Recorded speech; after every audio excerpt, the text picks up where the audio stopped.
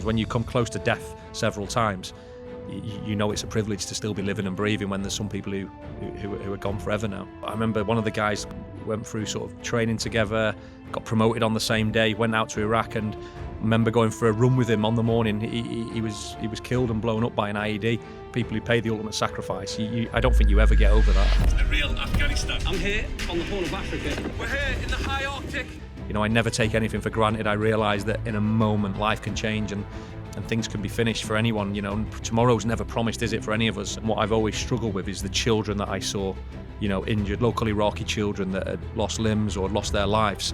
That was something that really stuck with me and still is something that I think about when I go to sleep. Travelling around some of the world's most hostile environments, I've seen kids with nothing in it. I really have a sense of responsibility to give back. You've been recognised for several official Guinness World Records. You ran the deepest underground marathon in 2020. First person to row solo across the notorious Bab el Mandeb Straits, Kilimanjaro, completely barefoot. He set a new world record for the longest stand-up paddleboard journey on the ocean, 149 days, 2,733 kilometres, which is fucking insane. Out of all those challenges you've done, what do you think was the hardest? We were boarded by pirates. It was an unarmed transit, so we didn't have any weapons. We had no comms. We were in a black spot in the ocean, and obviously if you can't tell anyone you're in there, guess what? Nobody's coming. Things were getting quite, emotional. People are shouting, screaming. Crew members looking at pictures of their families, thinking they're going to die because panic breeds more panic and chaos. And yeah, it was carnage, and it was very stressful, and probably the most scared I've ever been in my life. I had to make a decision, which I took, which was to essentially leave the Citadel. So you come out of that safe room with the satellite phone, run. How far have you gone to get signal? Jordan, welcome. Thank you. How are you, mate? I'm very good. Yeah? All the better for seeing you. Legend. Appreciate you coming in, mate. I'm looking through this research. Fuck, you've lived some life, I tell you. Achievements-wise, like things you've done, things you've got up to, it's actually mind-blowing. I just like a bit of an adventure, to be honest, and always try and, seek out new experiences, meet new people, try new things. Yeah, it's amazing, mate. I didn't realise, obviously, we follow each other on Instagram, don't we? And we've been chatting a bit, and it's just, I see snippets of what you're up to, but I didn't realise probably the depth of kind of everything. But before we delve into it, let's go back to the beginning. Let's go back to little Jordan. Childhood. Are you sure you want to go there? Wow. Well, I mean, I can hear a little bit of a northern accent. So tell me a little bit about the kind of childhood upbringing. What was all that like for you? Yeah, so I grew up in Lancashire in a place called Blackpool, so sort of seasider, so to speak, a big Blackpool fan still. I grew up in quite, I guess it was quite challenging to a certain extent, and I grew up on one of the biggest council estates in the northwest of England. Probably wasn't that many opportunities in that part of the world for a lot of people, but certainly whatever I lacked materially, I got in love from my family. They were both my parents, hard working class, both from respective council estates in Blackpool and Preston, and they were proper grafters. And I think they taught me strong values from an early age, but it probably took me a long time in my life to start implementing them. But as a young teenager, if I'm honest, I was a little bit of a little tearaway. I was always up to no good. I was in trouble with the police every weekend. I think I'd had 2 cautions, so effectively a criminal record before the age of 15. I spent many a night in a cell up in Blackpool just for getting in with the wrong crowds and getting up to no good, being a nuisance, antisocial behaviour disorder. Fighting? Yeah, a bit of fighting, but not too much on the fighting, more just pain in the arse. Being a pain in the arse and a nuisance to society, I think, just out of, what else is there to do? What was the relationship like with mum and dad growing up? No, great. My father was in the Royal Marines, so he quite a stern man, values driven. He was a veteran of the Falklands War, and spent a bit of time down these parts of the world on the south coast. So a great guy, and for me a real role model, really. And my strict. It was strict, but not like what you would think of a sort of an ex-Royal Marine, probably not as strict as you would think, and was never really someone who pushed me in any certain direction. He was very supportive. He was sort of letting me find my own way. And I think also really appreciated that you have to learn yourself. You can't be told everything, because I remember one evening when I was in a police cell, actually, near my 15th birthday, and I'd been up to no good or whatever on the park drinking with my friends, and some cheap bottle of cider or whatever it was, and I'd broke a window on a factory, and the police had come and they put me in the cell for the night. And I remember it was a Friday night, and my dad got a phone call from the sort of custody sergeant on the desk in Blackpool Central Police Station, and he said, "Mr. Wylie, I've got your son here again," and he's getting on my nerves, sort of thing now. He's several times we've spoke to him in the last few months. And he said to my dad, he said, "What do you want us to do with him? It's Friday night, it's 10 o'clock at night." And I remember hearing on the loudspeaker from my cell, like next door, he said, "Is there any chance you can just leave him there till Monday morning?" And my heart just dropped, and the sergeant said, "Yeah, no problem. It'd be a pleasure," sort of thing. And I remember sitting in that cell all weekend, and I went from this sort of a bit of a Jack the Lad, cocky, arrogant teenager to a very lonely, upset, emotional little boy in the moments he said those words. And I remember being with my little itchy, scratchy blanket in that cell, thinking, I don't want to end up in one of these places ever again. This is not where I want to be. And it was I tell that really because it was a real first time I got a life lesson, I think, of sort of, you don't want to be doing this, because I'd seen a lot of friends as well growing up in Blackpool. I've known people who I went to school with do life sentences now. I know people who have been involved in drugs, been involved in crime at all levels, and these were my mates, and then some of them, don't get me wrong, still are my mates to a certain extent. Well, I certainly would have a beer with them if I went back home, but they chose different paths, and that's no disrespect to them. It's just, I think you're a product of your environment, aren't you, wherever you go in life? And I was very lucky to get an opportunity to join the military at an early age, I think. Yeah, that thing with your dad's really interesting. I really, really rate that, because probably at the time you were upset with him, but when you think back now, it's a good lesson he's taught you. One of the best life lessons. And because it's a safe place for him to leave you, right? Yeah. But it's a good way to teach you a lesson. He's not left you on the street where you could get caught up in something bad. He's almost asked the coppers to leave you in there for 2 more nights. I know, and it's like it what was a legend. It was, as you say, it was a safe place, and you know that you would learn a lesson there. You know, because you have time. You're in solitude. You're in a cell with 4 walls, and you've got nothing to do except for think about what you've done and how you've ended up here. I've done a couple of like individual nights as well, like that. And then obviously let out on bail. But there's no clock either, is there? There's no time. There's no window. So you're in this thing, and you can't work out. They've taken all your phones and your watches off you. You don't know what time of the day it is. You don't know when you sleep and wake up, you're disorientated. It's quite a funny... It is, and you also, because it was a Friday night as well, I always remember the sounds that I would hear, and you'd hear, all the reprobates of society coming through that Blackpool Central Police Station, drunks, drugs, you name it, and everyone was having a kick-off with every police officer. It was a pretty scary place, to be quite honest, even though I was in my little cell and I was secure. I remember being quite intimidated by the whole thing. But at the same time, I was... At school in those years, I was a pretty terrible student. If I'm completely honest, and I'm not proud of that. I left school with no GCSEs. Terrible in what sense? In the sense that, again, I was a nuisance for teachers. I was very disruptive, because for me, I always just wanted to be outside. I remember thinking, in that police cell for me was a bit like being in a classroom. You're locked in, you're hemmed in, you can't get out, and you're just waiting for someone to open the door so you can go and play footy or get out on the park with your mates. And I think, there's a lot of kids probably like that in certainly in this country. And I don't think in schools today still we don't spend enough time in the outdoors, and we don't do a lot or enough around nature and the natural world and the oceans and the countryside and all that sort of stuff. And, when I speak to cadets, one of the roles I have these days is very proud to be the national ambassador for Army Cadets. And amazing. I meet kids in London who've never seen a cow or a sheep, and they're 14 years old. And I just think, there's something wrong. Or the sea. Or the sea, yeah, even the sea, the ocean. We take that for granted around here, don't we? Oh, it is. Like, if you think about it, it's on our doorstep. Do you know what, as well, there's something about the ocean, I think, from various adventures, and I'm slightly going off script, so to speak, like what I did there. Going off script, there's something that I learned about people who live near the ocean. They have a real spirit of adventure, and they sort of have an open heart where you don't really get that in cities. You don't. I remember when I was paddleboarding around Britain, people would literally come up to me and they would bring me food, they would give me drink, they'd offer me a spare room for the night.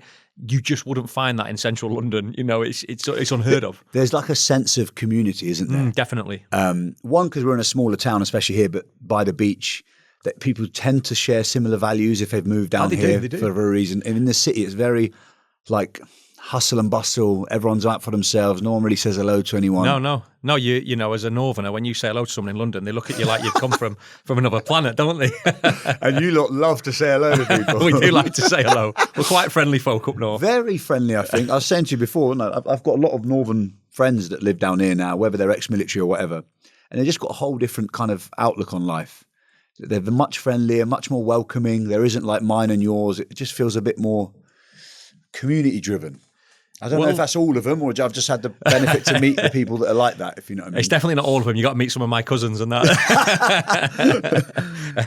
But crime rates are a bit lower down south, and it's a bit warmer as well. Although it's bloody expensive to get a pint, isn't it? Compared to up north, yeah, definitely, definitely. We were saying earlier, weren't we, that off camera that I said I feel like all the Northerners I've ever met have just got so much fucking grit. They don't give up. They push for anything. You know, they seem tougher. Some of the toughest blokes and women I know are Northern. It's odd. Like I've always grown up in the South. You know, the most North I've lived is London. Yeah, and I just feel like maybe whether life's a bit easier down here and it makes us a bit kind of softer in general. I don't know. I think there's a very, maybe I'm a bit biased, but I think up north there is a real working class spirit that you have to graft to get by in life. I think that's definitely something where I come from in Blackpool, that if you're going to succeed or you're going to do something with yourself, you got to put the hard yards in. That's a given. You know, it doesn't just get given to you or land on your lap, so to speak. You said about like school and stuff. You've left school with no qualifications, right?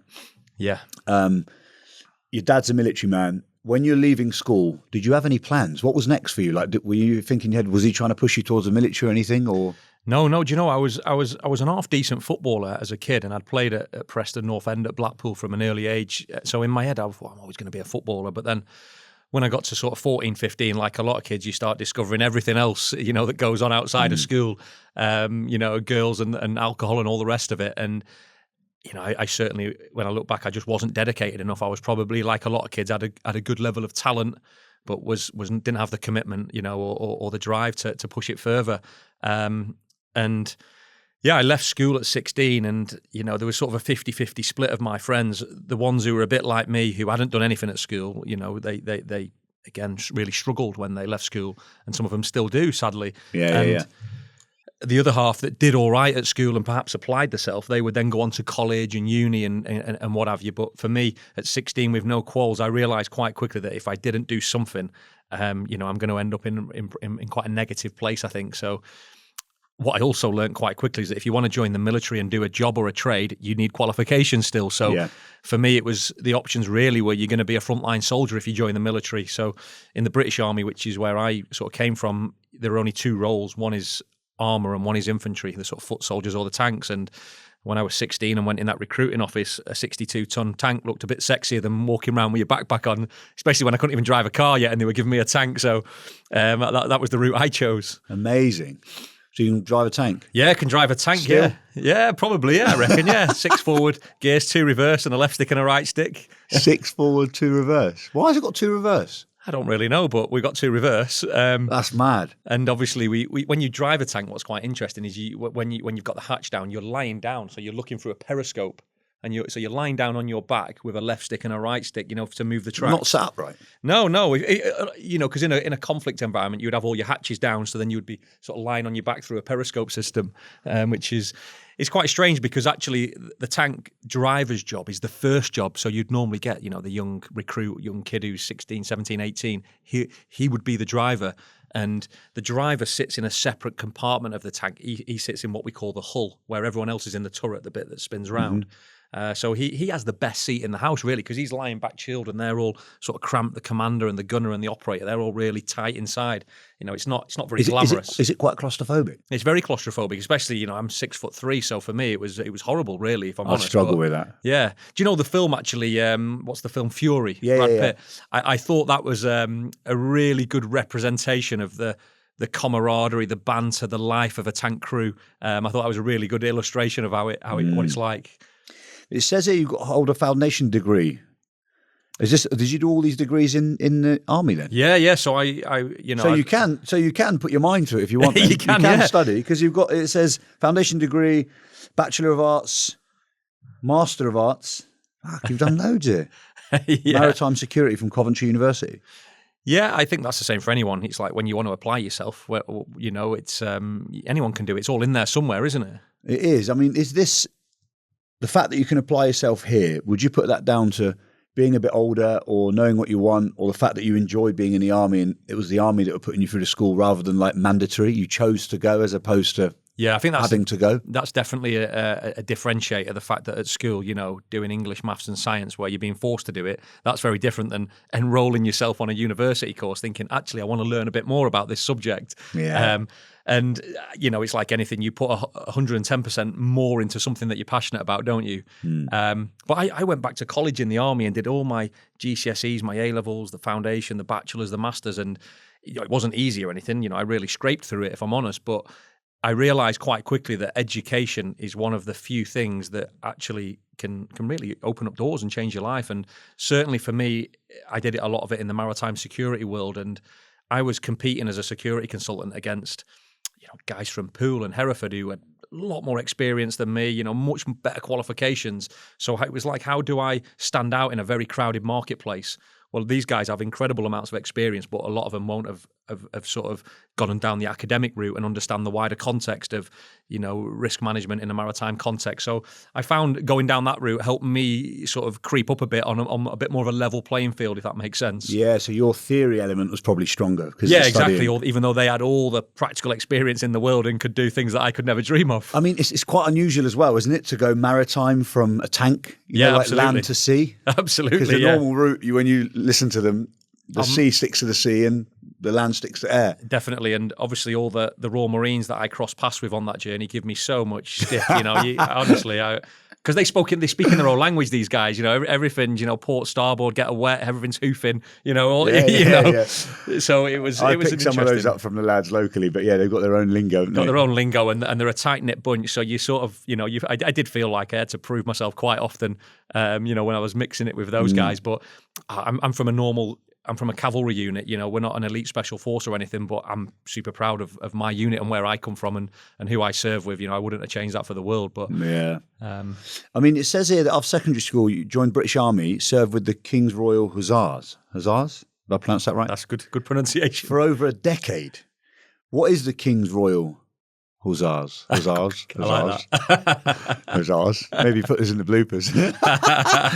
The King's Royal Hussars, or the KRH for short. Yeah. They are a cavalry regiment. So obviously cavalry in the olden days, hundreds of years ago, would be horseback, guys with swords and what have you. But in the modern British Army, we're the firepower, we're the tanks, we're a frontline unit. We use the Challenger 2 main battle tank, Amazing. Which is so cool, 120 millimeters cannon of just death and destruction. It's a pretty cool job. Obviously there's some amazing jobs in the military, but to be in a tank and to be in a conflict environment, it's pretty special. And why is it called the King's? Is that because when it was set up there was a king? Yeah, there would have been. Yeah, it's all these. Most of the stuff is the Queen's. Was in my lifetime. It is, and it's all changed. It's constantly changing and evolving, and it's quite controversial because lots of units are amalgamating these days, and there's cutbacks and defence spending's been reduced. So everything's getting merged together. But there is the Queen's Royal Hussars as well. Oh, there is. Yeah. But now, obviously, we've got a king. It's obviously more superior. So, have you been in live conflict? Yeah. So, we've a couple of tours of Iraq and did a tour of Northern Ireland. Northern Ireland, we didn't see much action at all. But certainly in Iraq, it was. So, 06 is it? No. 05 for me. That was a tough tour. We lost some good people and good friends, and it was. I was working in intelligence at the time in an intelligence cell. So, dealing with prisoners, detaining prisoners who had been responsible for making bombs or setting up, improvised explosive devices that had British blood on their hands. So it was a tough tour, and really probably learned a lot about life in my first stint in Iraq, because just to be sharing a tent with someone who you lose, and someone who was a friend who you've been through training with, and you've. I remember one of the guys, Corporal Brackenbury, Lance Corporal Brax, he went through sort of training together, got promoted on the same day, went out to Iraq, and I remember going for a run with him on the morning. He was killed and blown up by an IED. He was on a run 30, 40 minutes before he died, and we'd gone for a run around the camp, and he never came home. And that's tough, whoever you are, where you come from, to lose good people and heroes, in fact, people who pay the ultimate sacrifice. I don't think you ever get over that. I think that's... How old were you then, I Jordan? must have been like, 19 maybe? Fuck, that's young, isn't it? Yeah, 19. Maybe. First loss, really? Yeah, it was for me. Yeah, it was the first proper loss. We'd lost somebody a few weeks earlier, but I didn't really know them that well, and that one, because it was so close, it was someone who was in my troop, that one really hit home and still does. I speak to his family regularly still now. And that's 20 years ago nearly. But I think it also gave me an appreciation for life when I look back at that and what did it teach me. I never take anything for granted. I realised that in a moment, life can change and things can be finished for anyone. Tomorrow's never promised, is it, for any of us? So, and when things get tough for me in life, I think about Brax a lot. I think about I'm still lucky to be here. I'm still living and breathing. I can still see my family. So whatever you're going through in life, there's always people who are worse off and who would do anything for a couple more breaths or another dinner with their family or a cuddle off someone. So I think it gave me a real sense of gratitude and still does, I think, for life. I always find those kind of conversations interesting, right? Because everyone says about it, like live every day like it's your last and da-da-da-da, and they're all kind of cliche stuff. But it's only when you have experienced something like you have, or the doctor suddenly tells you you're ill, or there's something up with you that you actually appreciate this thing that we're journeying through now. Yeah, it's true. It's like, we're like robots, aren't we? We're like autopilot. We're so busy, aren't we? And so focused and tunnel vision on whatever's coming next. But it's like, I'm not a religious person at all, and a lot of soldiers aren't. But I remember seeing all the time, I would carry a Bible under my body armor plate and stuff, just in case, And it's it's a funny old thing, but definitely. I always say this, like, I'm not that religious myself either. And however, do you not find that even whether you're religious or not, have a faith or don't, when shit hits the fan, you find yourself praying to someone. 100%. Not in a traditional form, maybe on your knees or hands together, but like you'd be like, oh, please let us go away, please let us go. But who are you talking to? Yeah. It's a type of prayer, isn't it? It is, but I think it's like what you said. I think for me, religion it's what you just said then. It's not, for me, it's not in the traditional sense of going to a place of worship. It's having faith in things. It's like, I come out of a long-term relationship last year and it still cuts me quite deep. The whole, you think you're going to be with someone for the rest of your life, you're engaged, you're going to get married, and it doesn't work out. And you have to have faith in the future, because what have you got if you haven't got faith? You haven't got anything, have you? I've got to believe that something good's going to come and I'm going to meet my person again, because God, it even makes me emotional. Even now I can feel myself, hope, isn't it? Hope. Yeah, definitely. You have to. So you got to powerful. believe it. And you know what I've learned in life as well is that sometimes bad things can happen to you. Often of your own doing as well. I must add, it's not the world doing bad things to you. A lot of things that I've made mistakes for, actually, when I've gone back and I've started to look at where I've got things wrong, you have to be accountable to yourself. People always say to me now, they say, time's the greatest healer. And time is a good healer. But what I've learned in the last 12 months is you have to do the inner work. You just won't heal because you've done something. If you've gone through a traumatic experience, or if you've come out of a relationship, whether it's love or business, and things haven't worked out the way you wanted, time will help you a little bit, but you've got to look in the mirror and be accountable and say, where did I go wrong here? Not start looking externally, which is what we normally do. We start looking to shoulder the blame and it's their fault and we're all victims all of a sudden. But what I've learned in the last year, especially after splitting up with my fiance, was that start looking internal, because I've been in a cycle for about 20 years of getting things wrong in my personal relationships. And that isn't just by coincidence. That's because of the way I've behaved or conducted myself. I've never been a cheat or disloyal, but I've been very selfish. I've always put what I want first. And when I look back at that, I'm quite ashamed of that. But if I don't change something about that cycle, then I'm going to end up in the same position again in another 5 years. And life, I think, will keep putting you back in the same cycle if you don't learn the lesson and you don't take the lesson. And I'm very much evidence of that right now. I'm doing a lot of sort of soul searching, doing a lot of therapy, working with psychiatrists, because I don't want to be in the same position 5 years from now. Where do you think that comes from? Because obviously a lot of our shit comes from the age of 2 till 7, right? Those formative years when you're young, you don't know. You know that where you said it's not that you've been disloyal or whatever, it's that you're selfish and thinking of yourself. Now you've done the work with a therapist, does that come from somewhere? From a childhood experience, from a trauma, from the military days where it was like kill or be killed? Is there something that comes from, do you think?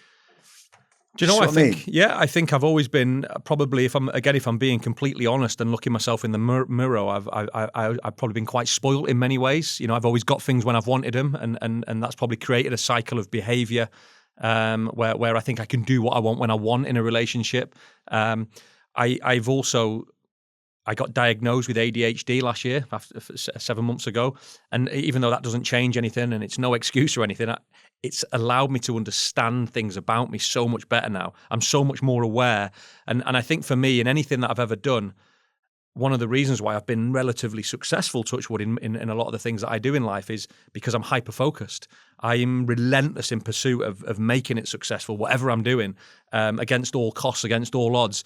But the negative side to that is it's led to me neglecting relationships in my family, with my loved ones, with my partner. And now I'm starting to understand that it's a lot easier to manage and to deal with, because I never really got why I was like that or why I was wired that way. And it's not out of anything negative. It's just I get tunnel vision, and I want to put all my. If I do something, I'm an all-in guy, or I'm not doing it at all. What's the point? It's like you're 110% or zero. Any kids, Jordan? Yeah, a daughter. Yeah, 14-year-old daughter. Wow. Yeah, teenager. 14 going on 25. Fuck. Oh, mate. So, touching on that quickly, now that we're at your dad. Military background, ex-Marine, you were brought up a certain way. You're obviously a bit naughty, in and out of, trouble with the police. You've now got a daughter of your own. Are you seeing any resemblances to your father's parenting to yours? Because you've also been in the military. Do you know, when my daughter came along 14 years ago, I definitely changed, a lot of the things that I'd done in life. I was, even in my late teens as a young soldier, I was still doing things that, I shouldn't be doing probably in some respects. But now I'm very much aware certainly in relationships, I try to be a gentleman. I try to look after my partner in many respects. And I always think when I'm dealing with any female, that's someone's daughter. That could be your daughter one day, that sort of mentality. And I try to be, I hope, a good role model for my daughter when I'm with her. I try to always treat everyone with the greatest of respect, almost overly, so she sees that and she identifies that. And I think you always want, I think as a father, you always want your daughter to judge any men that enter her life by the standard that you've set, don't you? You want her to think, well, my dad wouldn't do it like that, so why is he do things like that? So. And I'm not saying I'm far from an angel. I get things wrong, but I try my best when I'm around my daughter. Certainly, I try to be a good role model as possible, for sure. Well, being aware is the first thing, isn't it? And you're aware of that, very aware of it by the sound of it. Yeah. Over the last 6 to 12 months, I've become so aware of everything I say, everything I do, and I try to be very accountable to myself. And because it's easy. Do you know what I've learned as well? It's easy to get caught up in your own bullshit, innit? Of course. It's the ego can take over, and you can get caught up in all the shit, especially in this digital world where people are constantly massaging each other's egos and the followers and the likes and the shares. And we all think as well that everything we're doing is the fucking most important thing on the planet, isn't it? Do you know what I mean? Oh, we do. Like, we do. Till you have something serious that happens. Yeah. To then kind of snap you out of it and think, fuck, okay. Yeah. And that's I go back to that relationships again, because actually, even though it shattered my world for someone to walk away from me, my partner, it's actually sent me now on a path and a journey where I am trying to be a much better person than I've ever been. So it takes you back to, well, if that hadn't have happened, you'd have still been on that negative cycle. You would have been treating your partner maybe disrespectfully. You wouldn't have been giving her the time she deserved and appreciated. So you hope that from those lessons that the next partner will be a great beneficiary of those lessons that you've learned, and you'll be a better human. And that's sometimes hard, because you think, well, what if I'd just done that there? But that's not the way the world works, is it? It isn't, mate. And life teaches us some fucking hard lessons, doesn't it? It does. And if you look back now at some of the quote unquote mistakes you made 15 years ago, 20 years ago, even 5 years ago, you probably find some peace and some positive spin on that, right? Life, the way I look at it is, if things are meant to be, they'll be. And that I try and come to that value every time something goes wrong. Don't get me wrong, if I've been a dick, I need to be accountable for it. Yeah. But ultimately, even as deep as, was I meant to be a dick to bring me here? Yeah. Do you understand what I mean? I know what you mean, yeah. Like double aware. Like you're saying about you were X, you were Y, but time is your ally, and you know, maybe in 10 years when it's not as raw, because it's emotion. I definitely, it's like a raw cut right now. Horrible. When you poke it, it's going to hurt, right? It does. Cuts so deep. maybe in 5-10 years, something changes. You meet someone new, and it makes sense why it didn't work this time round. And that's faith again, isn't it? You have to believe that that's going to happen. You have to believe that all those lessons will make sense. Yeah. I can see it kind of means a lot to you when you're talking about it. No, it does. And it's important to me to get it right, and also to own your mistakes. I think we all hide from our mistakes sometimes because it's embarrassing, because we have to lose face, we have to swallow our pride. But for me, I feel a lot better taking ownership now for my mistakes and holding my hand up saying, I got it wrong, but I'm going to fix it. You know, life keeps going, and we keep moving forward, don't we? And we hopefully. I mean, I always think that as well. Like, how many of us actually look in the mirror and are completely 100% honest with ourselves? Yeah, certainly not. I've only started doing it in the last 6 months in 40 years. Yeah, well, this is what I'm saying. Like, I always think, right, I'm going to fucking, you know, when I read David Goggins' book first, The Accountability Mirror, he calls it. I'm going to look in the mirror, I'm going to tell myself fucking how it is. But I look in that mirror and I tell myself 70% of how it is. Yeah. Or 50% of how it is. I don't know many people that can be really honest with themselves, you know, when they're looking back in from the mirror. Yeah. Even when you say, like, you have been in the last 6 months, there's still parts your brain will naturally leave out. No, definitely. Yeah, you know, it's just how we're wired, isn't it, as humans? But I think it's like, for me, I've gone back to people and apologized. You know, like, for I do that a lot. The way I've treated someone when I reflect on it, and I've started to a lot more to be. I didn't used to have a lot of empathy, and I've tried to be a lot more empathetic to see the world through other people's eyes, not just my eyes. You know, it's like that old expression of walk a mile in someone else's shoes, but don't forget to take your shoes off before you walk that mile. Yeah. And it's true, isn't it? There's a funny one that I shared the other week. You might have seen it. It was like, walk a mile in someone else's shoes, and by the end of it, it's something like, you're a mile away and you've got their shoes, so who gives a fuck? You know, like, I've butchered that a bit, but mate, so going back to the military a little bit, served with A Squadron on the intelligence operator in Iraq. We spoke about that. How many tours did you do? Two in Iraq, yeah. So the first one was really tough. Second one? First one was really tough. Second one was quite easy. It wasn't a full tour. I'd gone back out to join the army again, because I actually left for about 6 months. Not many people after the first tour? So I did my first tour of Iraq, and I actually decided after that, I left the army for 6 months, and I thought, I've had enough of this. Not many people know that, actually. I don't really talk about that often. Why? I just thought, you know, it was probably a bit of a knee-jerk reaction, in the sense that we'd lost some good people. I was involved in another incident where we lost 3 more guys, 16th of July 2005, who were on patrol with the Staffordshire Regiment. Lieutenant Shearer, Private Hewitt, Private Spicer, again, you know, vehicle blown to pieces. And I just thought, there's got to be more to life than this. This is not what I want to be doing for the rest of, you know, for the years to come. And I give my notice. I actually filled in the paperwork while I was in Iraq after that incident. I said, no, that's my notice to leave. I had to obviously finish the tour and what have you. And then I got back to Blackpool.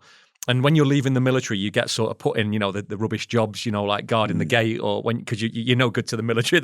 You know, they want rid of you, then you give your notice to leave. And I remember I was in Tidworth up in sort of Wiltshire, and my last job, like before I was leaving the army, was stood on the gate, you know, like the barrier that you press the button and the barrier comes up and what have you, letting cars in. And I had these dreams. I thought, I'm going to go into private security. I'm going to be looking after the celebrities, a bodyguard, doing the piracy and all that. And about 3 months later, I was stood on the Tesco Express in Blackpool, pressing the barrier, and the barrier came up, and I was the security guard doing that. And I remember some of the lads from my unit, they must have been on leave, but they all came in to buy a crate of lager, and they seen me. And can you imagine the abuse that I got? It was horrendous. And that was the decision when I saw those lads coming at Tesco. I said, I'm going back to the army and joining up again. And I rejoined, but when I rejoined for the next sort of 5-6 years, that was when I did all my education. I realised that I can't just get out of the army. I'm going to need to qualify, get educated. So I was always going to leave again, but with a plan this time. And then you served Northern Ireland.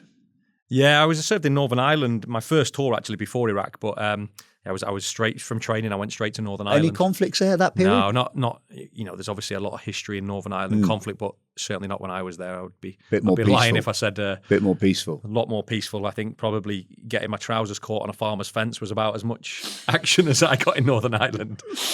I mean, how do you deal with those losses, bro? How do you deal with, like, no person should go through that really, or see that, or experience that. And you've obviously you've had one incident. You've then had another incident on the same tour. Yeah. That's almost made you put your notice in. Yeah, I did do that. I remember when Brax died on the 29th of May 2005, the following day, we got hit again by a roadside bombing. A squadron, the troop leader, we got hit, but luckily no one was injured, and the vehicles got the blast of it or whatever. But it was madness, to think we were going down the same routes that we'd just lost a friend on 24 hours earlier. It was a 24 hours of carnage, because we'd lost Brax, and then 6 hours later, we're stood round a coffin with a Union Jack on, putting him on a helicopter to go back to Basra to get flown home.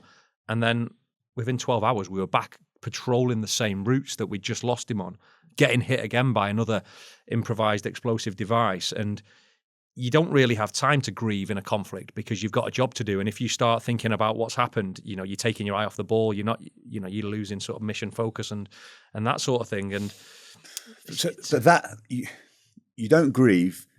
It's building up, right? It's building up. It's going to come out at some point. So did you suffer then mentally with that? Like, how did you? No, do you know, while I was on tour as well, because I was working in the intelligence cell, I remember, again, probably 2 days after Brax died, I was given a brief to all the senior commanders, and I had a little breakdown, actually. I remember I was given a brief to all these special forces lads, and various other agencies had come in to try and find the guys who had killed Brax. And I was the intelligence analyst collator for the specific area where Brax had died. So I then had to give a brief to all these commanders, and you can imagine the SF lads, they want every bit of detail about everything. And I was like, I felt like I was being interrogated about my mate's death. And I remember I said, I'm gonna have to stop here. And they were like, no, we need this information. I remember like filling up, like crying. And I went outside, I went, just give me 2 minutes. And I went outside, and there was all these, proper soldiers there. And I remember having a little cry to myself, and the colonel come out and he went, it's normal, it's normal. Don't worry. You've just lost one of your top mates. It's normal response to what's gone on. And then I went back in and I delivered the brief and what have you. And I remember, yeah, it was a horrific period. And yeah, I think for me, I was always able to process that we would lose colleagues, friends on operations, because that, in a weird, messed up way, is part of being a soldier. But what for me has always stuck, and what I've always struggled with, is the children that I saw, injured, local Iraqi children that had lost limbs or had lost their lives. That was something that really stuck with me, and still is something that I think about when I go to sleep. And that's for me probably why I go back 20 years later to these crazy countries and try and help kids, whether it's through charity work, whether it's raising funds for education in conflict zones. Because for me, even if my upbringing was a little bit challenging, it was nowhere near as challenging as what these kids go through on a daily basis. Actually, growing up on a council estate in northwest England, it was actually a great privilege to a lot of the kids that I've seen in the world over the last 20 years. It's all about perspective, isn't it? And we can all be victims if we want to be a victim. But actually, when we break everything down, we're quite lucky here, whatever we do. If we've got 3 meals a day and a roof over our head, we're luckier than a lot of people out there. I mean, have you done a bit of work with a therapist on all this? Have yeah, loads of. I spent 10 years doing. Yeah. I go to therapy every week still. I've unpacked a lot of it, and that's where does help, doesn't it? Definitely, talking about it is the best thing you can do. And I got a lot of friends who obviously suffer from things like PTSD, but I respect that. But I'm a big believer in post-traumatic growth. I believe that as a result of perceived negative things that we faced or experiences, the challenges that we faced, I think there are positives to come from those. And I think one of them is a sense of gratitude for life. That's one of the biggest ones. When you come close to death several times, you know it's a privilege to still be living and breathing, when there's some people who are gone forever now. Yeah. Funny old world, huh? It is. It's, yeah, we got to remember that. I mean, I was going to ask you what made you come away from military and work privately, but you've kind of half answered that. Yeah, I think so. So then you leave the military after you rejoin for 5 more years? Yeah. Do your qualifications, leave, and then, am I right in thinking you set up a private security close protection thing? Yeah, I got into maritime security, which was all it. the anti-piracy stuff, and I did that for a good few years actually, right in the early days, sort of 2009, 10, 11, where it was quite Lucrative. It was quite lucrative, but also quite risky business as well. There was lots of pirate attacks. There were lots of people getting taken hostages, but there was a lot of money to be made as well at the same time. And I'd been on the ships for a few years, and I set up a business which was a training company to train people leaving the military to go and do that job. And I had a bit of success with that, and I sold it to a French company. Amazing. Yeah, it was good business, and me and a business partner from my regiment, we set it up, and we did some good business for a few years. Opened up some new networks across Africa and Asia, and we delivered trading services around the world, and then we sold it at a good time, and then pretty much started doing adventures from there. Really, good little payout then. It was all right. It could have been a lot better. I mean, tell me experience with like the Somali pirates and that. Was anything quite hairy that you got caught up in there, or was it compared to like the Iraq tour, or was it pretty easy work compared to that? 99% of it was easy work. On a ship with a gun, just making sure with a gun, nothing happens. Yeah, basically, sort of 3 hours on, 9 hours off, or 4 on, 8 off. Easy work. Stood there on a bridge with a coffee machine next to you, with your rifle, looking out to sea, going in and out of some of the most beautiful ports in the world: the Seychelles, Mauritius, Dubai, Qatar, wherever it is. And I did about 5 years of just living in nice hotels around the Indian Ocean. And you'd get paid good money. I remember my first invoice. I was earning I was earning in a couple of days what I'd earn in a month from the army. It was ridiculous, really. And there was one incident, really. Well, there was probably 2 or 3 incidents where we had a few exchanges with the pirates, but the big one that sort of shaped where I went from there was an incident off the coast of Somalia, where I was on a cargo vessel that was delivering aid for the World Food Programme. We were going from the Middle East to the Mogadishu port, which is the capital of Somalia. Okay. And we were boarded by pirates. It was an unarmed transit, so we didn't have any weapons, which was not uncommon, but it was quite uncommon to do an unarmed transit directly into Somalia. And again, we probably quite naive at the time. We took the job on knowing the risks, but obviously the boss of the company had increased our salary quite significantly, and we'd had a few beers in one of the Middle East bars and said, "Yeah, we'll do it. We'll go for it. Let's run the risk." And we nearly paid the price for that. But we got boarded illegally by pirates, and and are they armed? They were armed, but and it's quite complex to explain. But when you go through all your drills and procedures before you go into a high-risk area. So you identify what's called a citadel, which is like a safe room on the ship, which is sort of down in the depths of the engine room. And that's think of it like a muster point that if there was a fire drill, everyone would congregate there. Mm-hmm. And it's the same in a pirate attack. An alarm goes off and everybody has a place to come and sort of muster and be accounted for. And the drill is when you're in the citadel or the safe room, you don't leave it. You account for everybody, and then you call in a rescue from the naval forces in the region and tell them that you're under attack, pirates on board, we need assistance. Safe room, kind of. A safe room, yeah, it's just a safe room. And in that safe room, of course, you've put all your supplies, your med packs, your water, your food, your rations. Comms being the key one. So when we went to use the comms that we tried and tested every day for the last week or two, we had no comms. We were in a black spot in the ocean, and obviously if you can't tell anyone you're in there, guess what? Nobody's coming. So we found ourselves in a scenario as a couple of three ex-British military guys and a captain with a mixed nationality crew of about 20 people, where things were getting quite emotional. People are shouting, screaming. The captain's getting upset with me as the security team leader because this is my fault. The comms don't work now.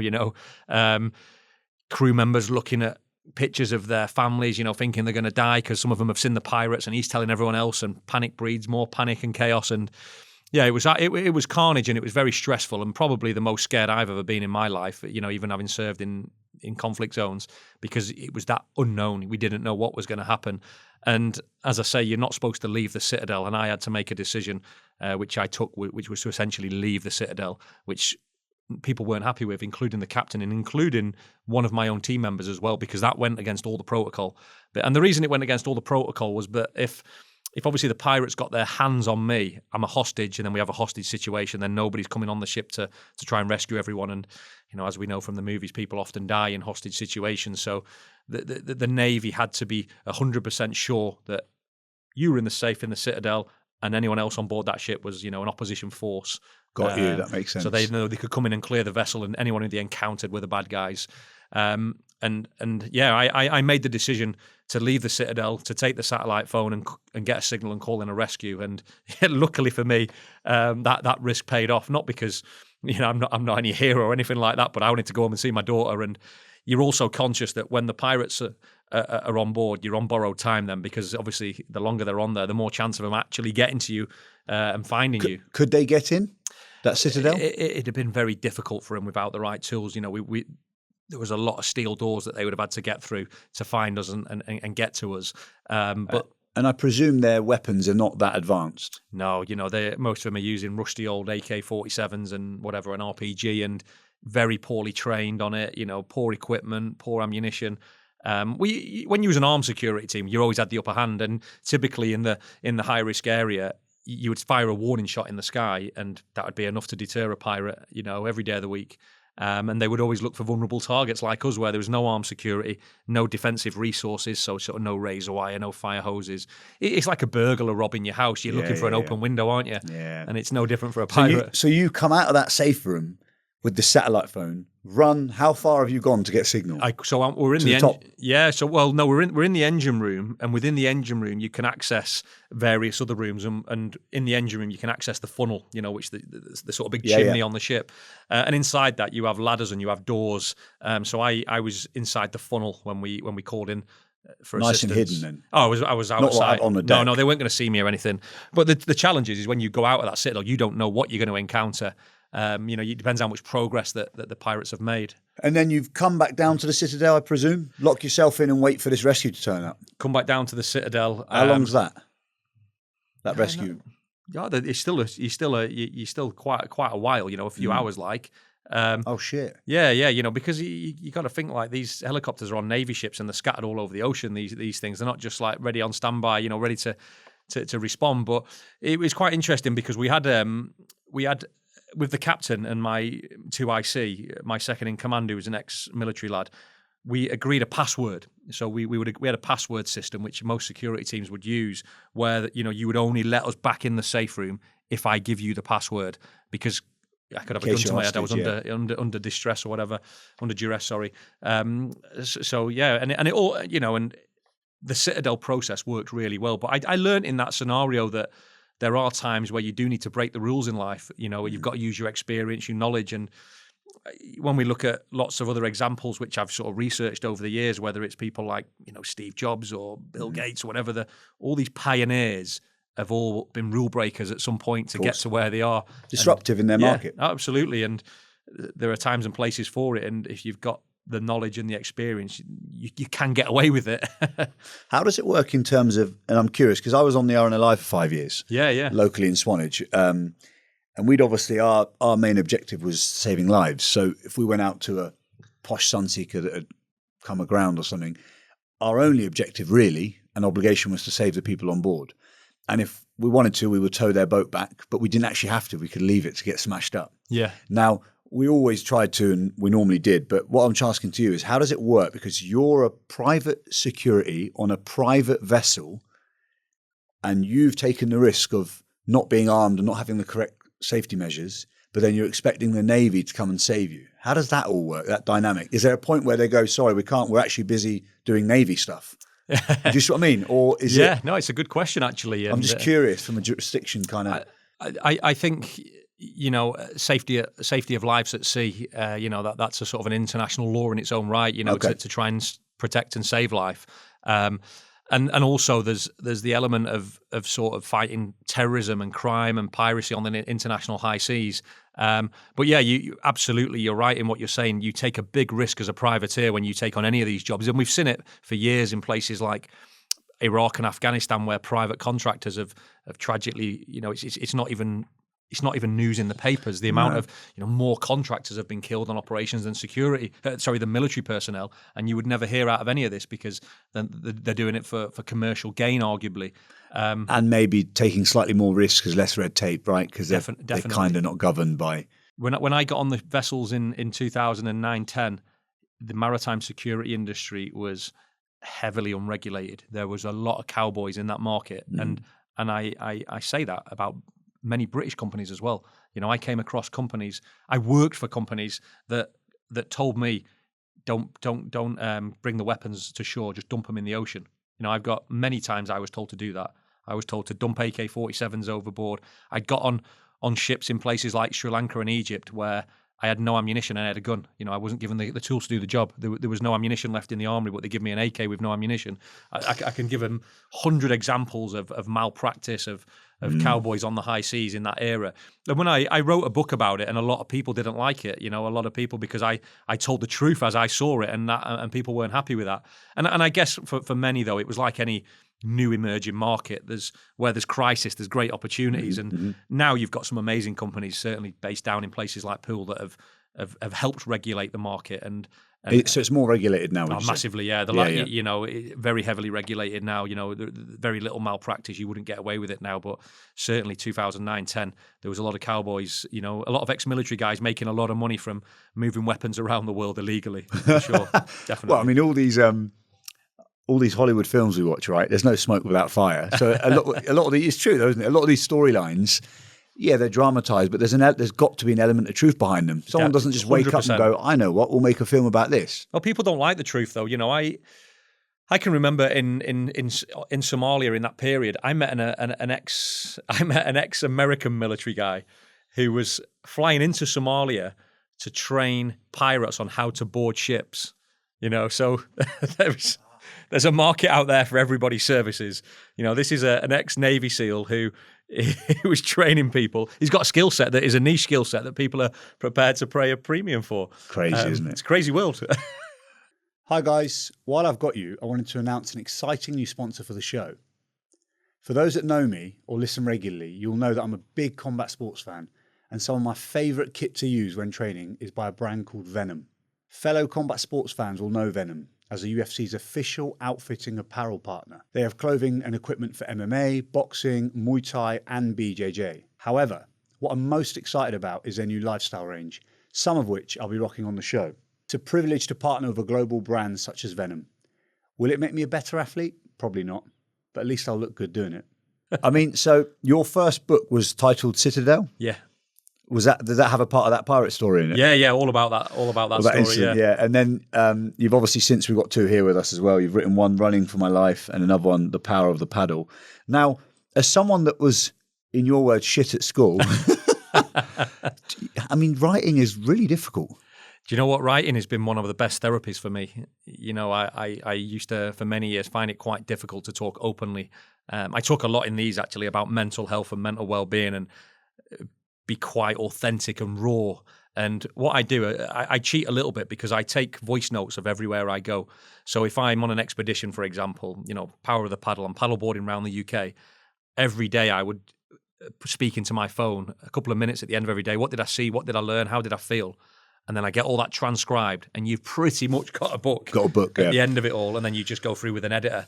But is that so? Do you use with these? Is there are they called ghostwriters? Do you use I don't use a ghostwriter, but I use an editor who will tell me what I need to change, need to restructure on, and puts it together to flow. Helps it, yeah, and we'll rip a lot of rubbish out of it, and it's quite depressing actually, because you'll send off 100,000 words, and they'll say 40,000 of them are no good, because with a story, you always need to keep the story moving. Yeah. And you end up waffling, waffling, filling, and you lose the reader, if you just keep in the story without moving it along. I started writing a bit in 2020, lockdown 1, like kind of journaling, but not like how your day was, like a diary, more just random thoughts that came into my mind, maybe how my day was, the good, the bad, the ugly, kind of just wrote stuff down. Some of it's fucking weird, right? Because I'm trying to get off my mind.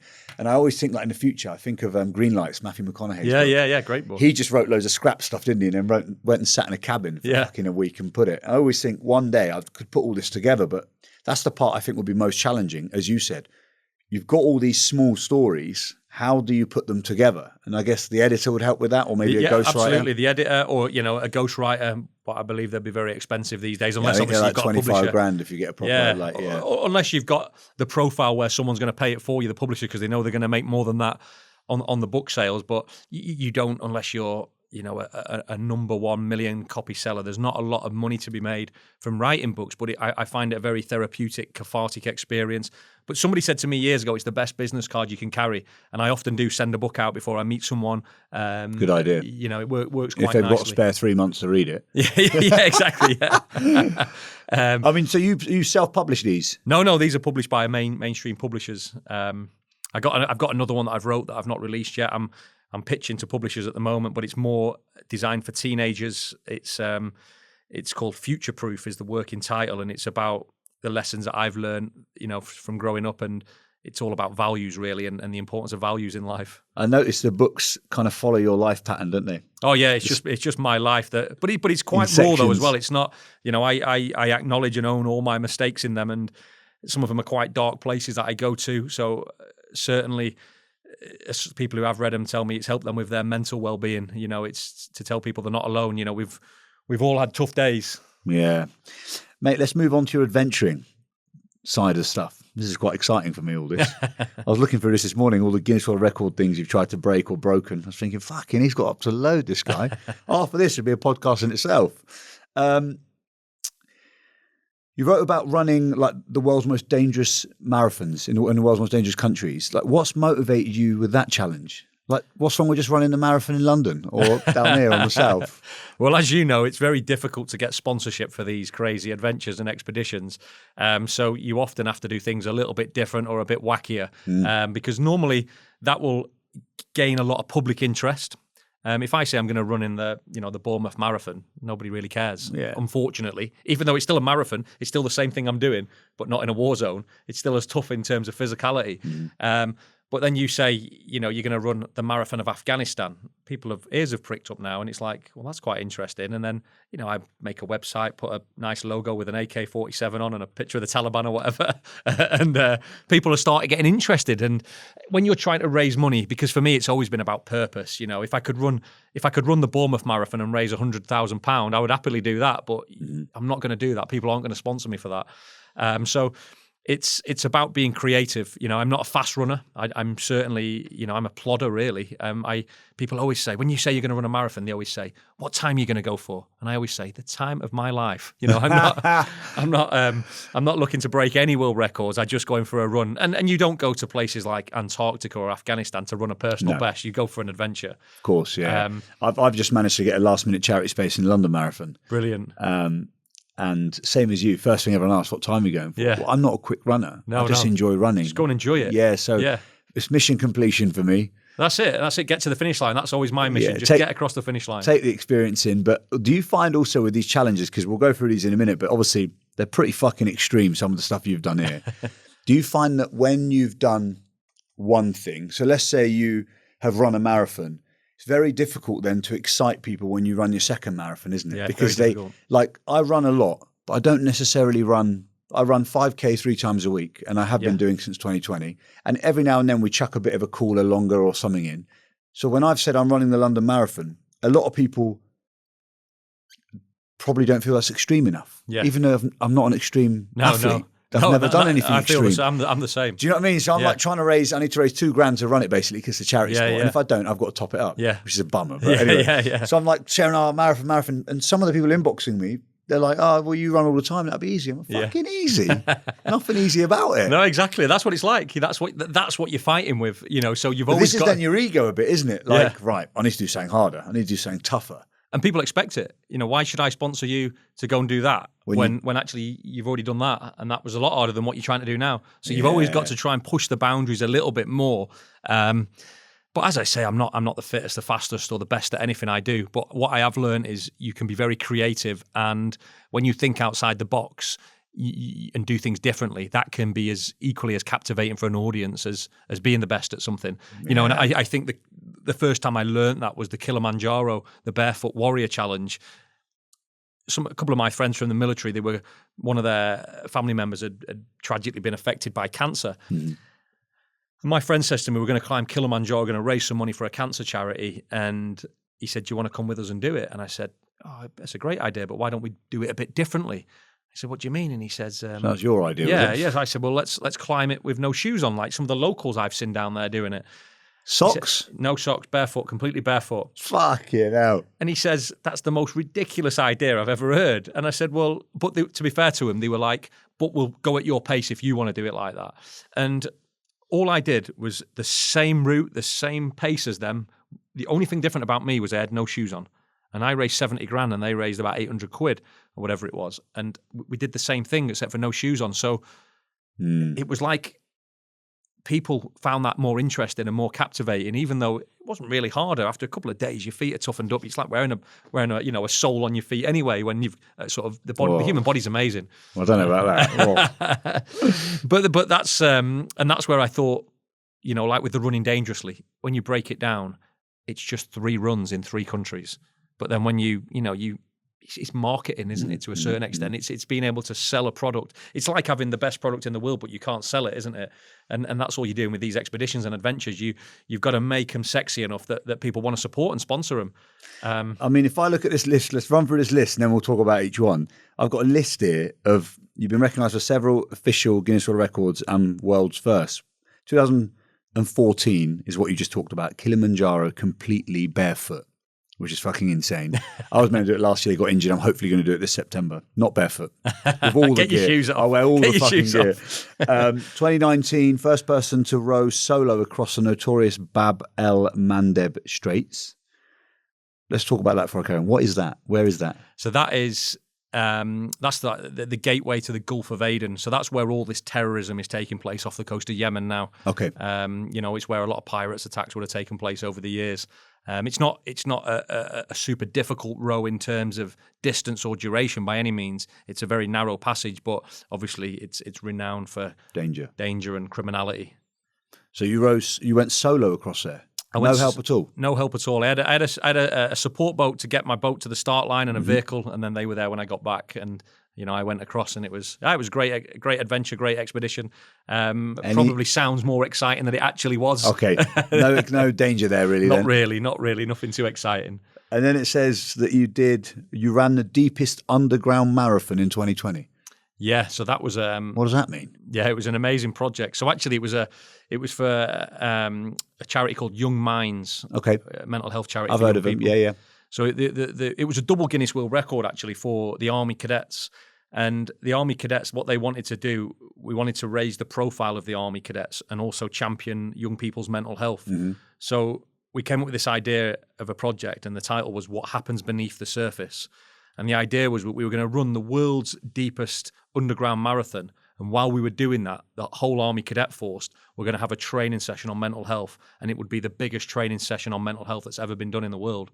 Me and a colleague from the Army Cadets, a friend and the National Ambassador for Army Cadets, female version, a lady called Sally Orange, we ran a marathon under the North Sea. So we went down a mine 1,000 meters, and then we ran a marathon backwards and forwards in an operational mine for, it was probably about 8-9 hours or something.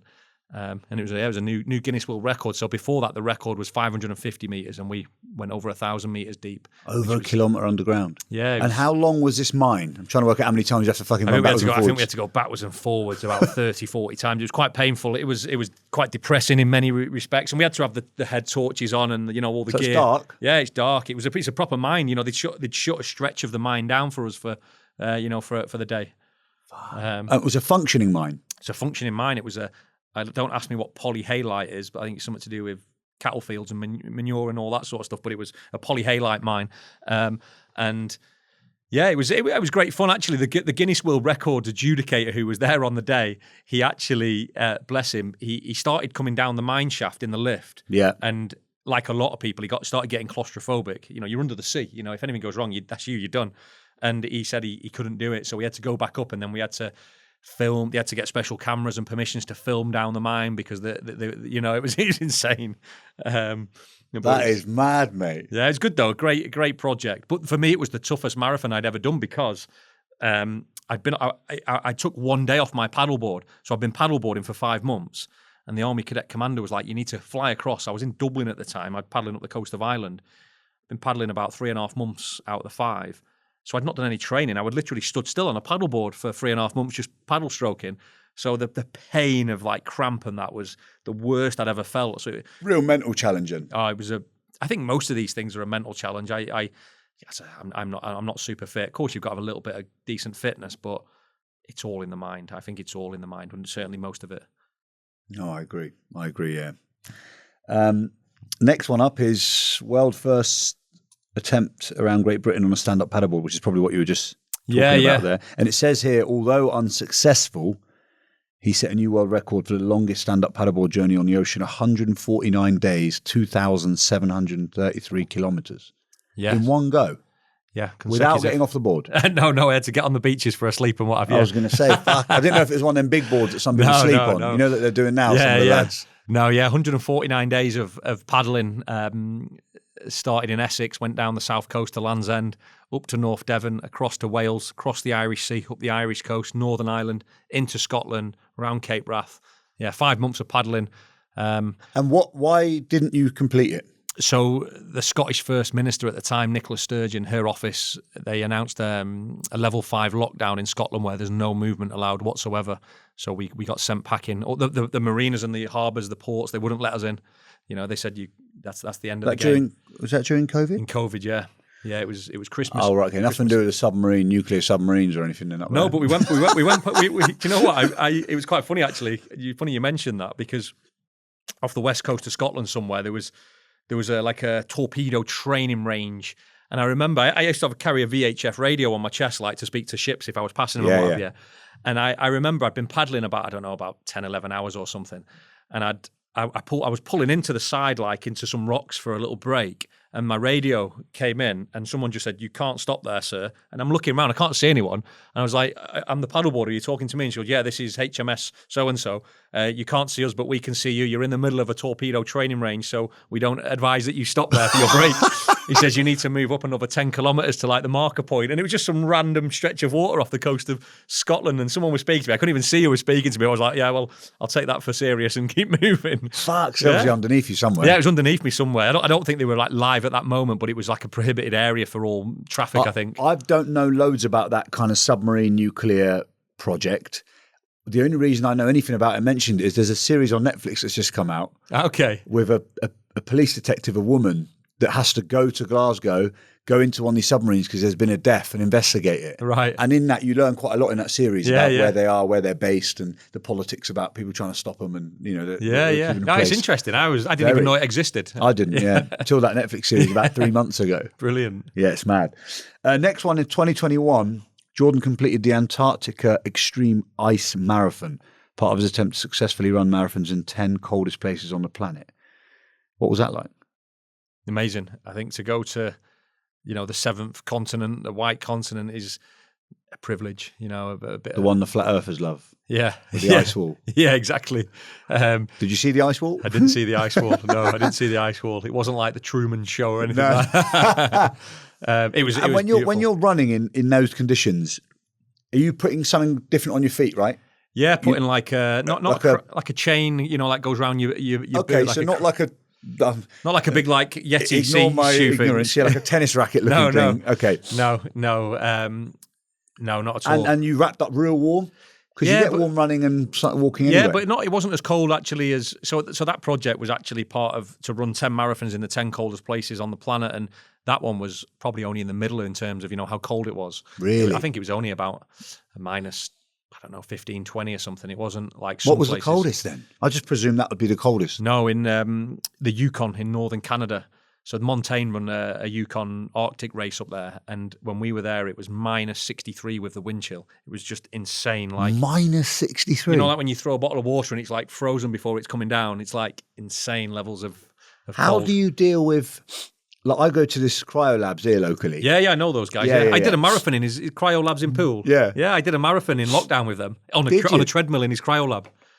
Fuck, that's mad. So I was about to say, when you go there for 3 minutes, your nose hairs are frozen, your legs hairs are frozen, and obviously that minus 63, that must have been quite similar.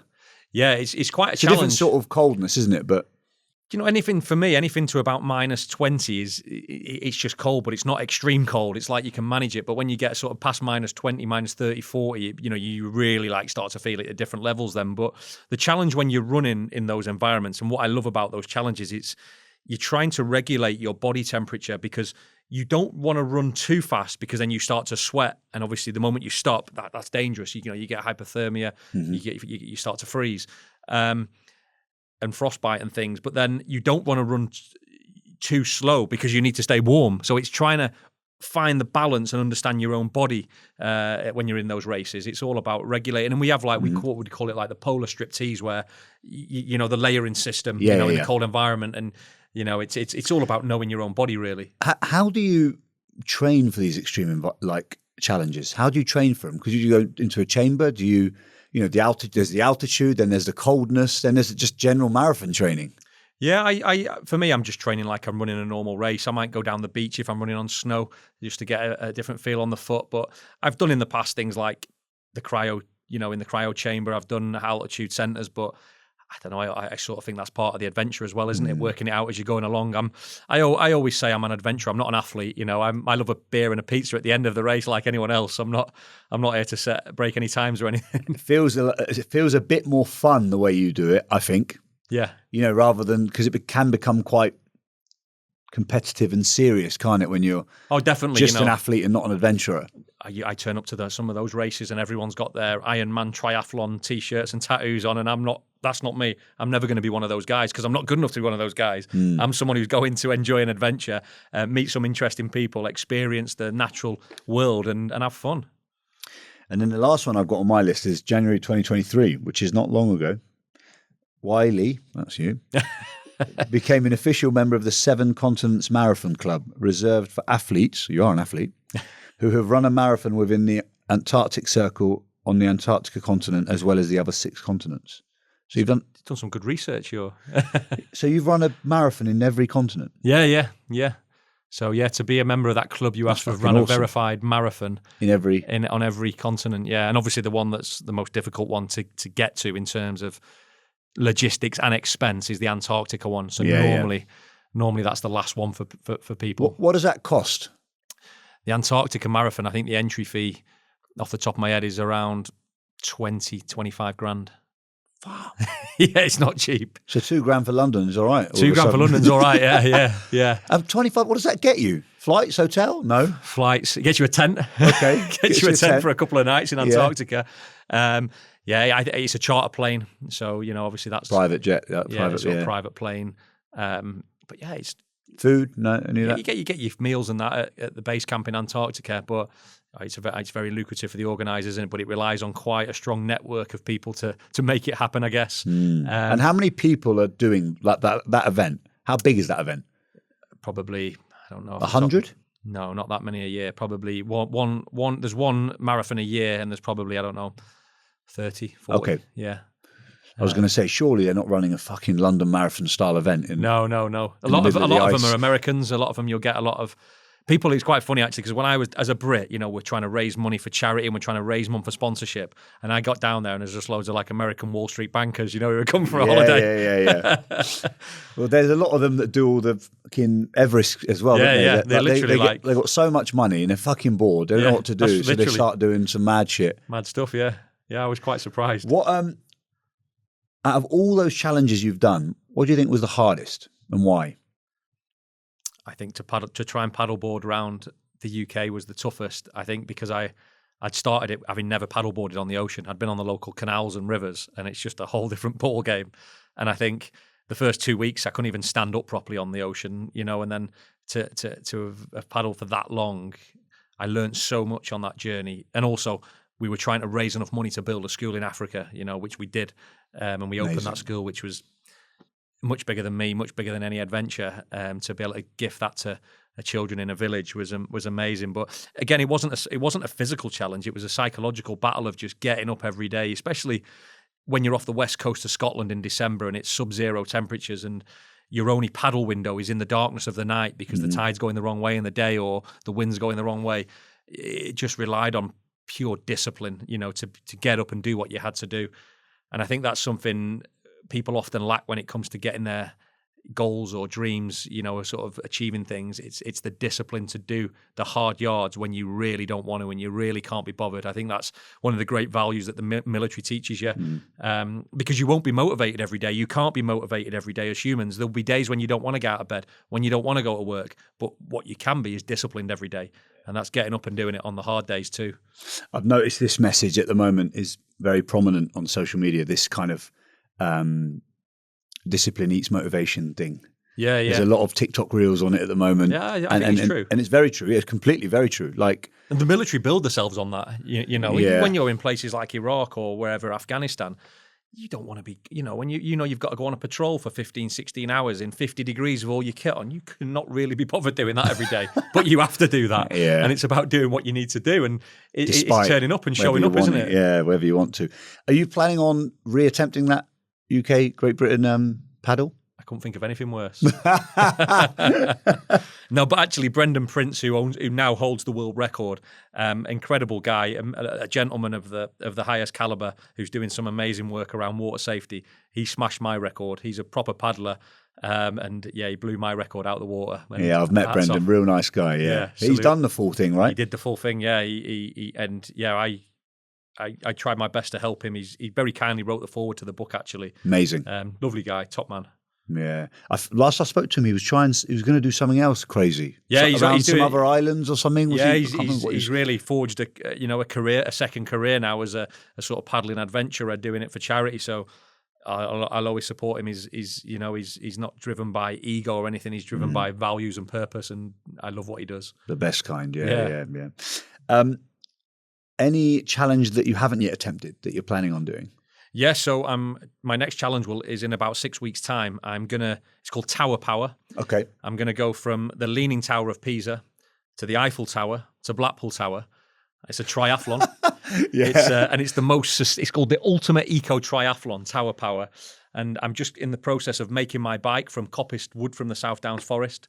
My kayak to cross the channels being built with plastic bottles that children have collected in the schools.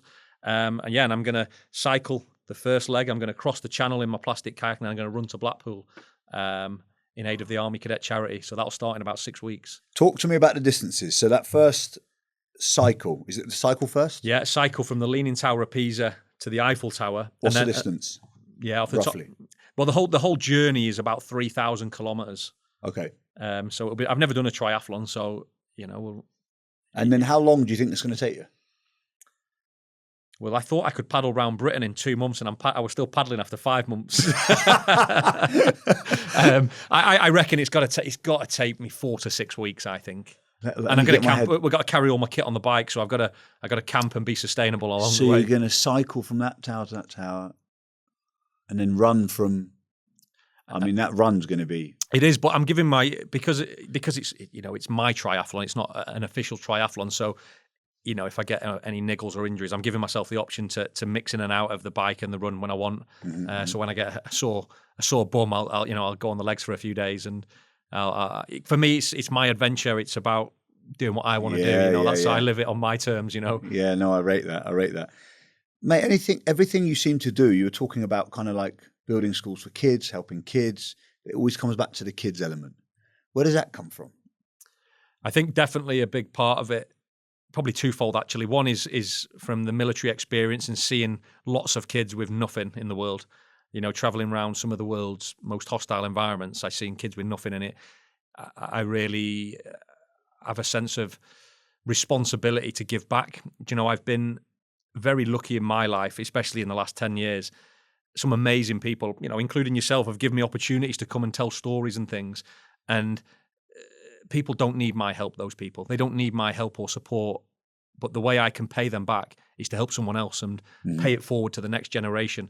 So that my way of saying thank you to all those that have helped me is to go and help somebody else. And there's no better people to help than the next generation coming through. And also, helping kids back home in places like Blackpool, because there are lots of good kids out there who just don't get the opportunities. Especially I see it in cadets. I meet cadets every day who come from challenging backgrounds, lacking role models in their lives, parents who maybe haven't done what they should have done in some cases. And if you can help, you just should help, shouldn't you? It's the right thing to do, I believe. It's the best of humanity, isn't it, when we help each other? I think so, especially when people who need help as well, and they need a bit of love and guidance. And that's how I see it in cadets all the time. You know, I see kids in really challenging environments, and they just need a little bit of a nudge on the straight and narrow. They just need a little bit of role modelling and someone to unlock that bit of potential and give them a bit of belief in themselves. Because that's all I needed, you know, when I was that kid in Blackpool. Very true. I mean, it's also like identifying the quality in them, right? What their strengths are. Yeah. And then harnessing that, which I think our education system probably is not equipped to do. It probably needs a big rehaul. We've been using the same education system for hundreds of years, which involves being in a box of a classroom, stood in front of somebody, preaching to you, you know, while you read a textbook or look at a board or whatever. And that's not how a lot of people learn. You know, a lot of people learn from getting outside, getting practical hands-on experience, you know. And adventure is a great way to do that. You know, I think it's important just to say that when I'm trying to row across a stretch of water or I'm trying to run across a country, that involves science, that involves technology, that involves mathematics, that involves all the subjects, logistics, all of it. You know, to do a row, you need to understand time, distance, speed. You need to understand calorie intake. You need to understand the human body and how it works. And that is a much more fun way to learn than to be sat in a classroom with somebody talking you through a book. And I'm not dismissing schools or anything, because teachers are heroes for me. They're incredible. They are absolute heroes. But let's be a bit more open-minded and holistic in our approach to how we deliver learning to young people, I think. Yeah, I mean, it's so hard for the teachers, and I always think about like how much of a terror some of us were growing up at school. I was the worst nightmare. And they got fucking patience of a saint. Yeah. On not very decent money, if I'm honest. No, overworked and underpaid massively. And then they also have to follow the rule book. So what you're saying, a lot of them probably are aware of that. They probably do want to teach this way a little bit. They do want to harness, you know, that kid's a bit disruptive, but actually he's very good when he's drawing. So maybe he should get into art. But the curriculum won't allow you to do that. No, and the Ofsted inspection won't allow you to do that. No, and they're under great pressure, you know, teachers and what have you. They do an amazing job, but yeah, I think we're failing children in some areas though because we're not unlocking that potential and we're not providing the opportunities. I meet army cadets on a weekly basis who don't go to school, don't turn up to school, but they'll be the kids that are the smartest on parade with the shiniest boots and the uniform that they've ironed themselves, and they're early on time, but yet they still don't want to go to school. So anyone that doesn't know the cadets, what age range is that? So 12 to 17 for cadets. It's a youth organisation that happens to be sponsored by the MOD. So, you know, we're not recruiting for the army or anything. We're just trying to develop young people using a values-based learning system and providing fun, friendship, action, adventure, and all that sort of stuff. Well, even if we look at you as a thing, you know, at school you struggled, you were naughty, you didn't really concentrate, you didn't enjoy it, and they might have thought you got no fucking potential. But if you look at now, what those things I've just read out, the 3 books you've written, everything you've achieved in your life, you always had the potential. You just needed to be steered in the right. You just needed to be steered in the right direction. Definitely, and I think that's the same for everybody. Everyone's got it. Everyone's got it, but it's up to. Not only you've also got to take responsibility in this world. I think there is a big victim mentality out there where we think we're hard done by and the world owes us a favour. You're the only person who can change your path. You know, you're the architect of your own destiny. Yeah. You can look elsewhere, but everything starts internally. You got to look yourself in the mirror, and you got to be prepared to put in the hard yards, haven't you, and do the graft.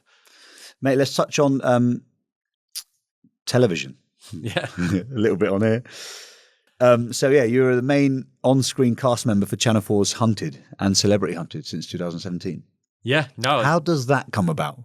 Television, after all that we just spoke about. Yeah, it's funny how like life takes different twists and turns, isn't it? But randomly, I guess my first step into media stuff was after the pirate activities off Somalia. I ended up doing a little bit of work on a film called Captain Phillips with Tom Hanks. Oh yeah, I was a bit of an advisor on that. You know, I didn't have a big role at all. I can't claim to have wrote the script or anything, but that's awesome. Yeah, it was great just because I'd had a lot of experience, obviously working with and against pirates and what have you, and that gave me a bit of an insight into the media world and production houses and all that sort of stuff, and then. Yeah. Before you carry on, so that film, if you've watched that film, obviously, is it quite an accurate representation then? It was based on a true story. Yeah. That doesn't mean a lot, though, does it? It's a Hollywood film.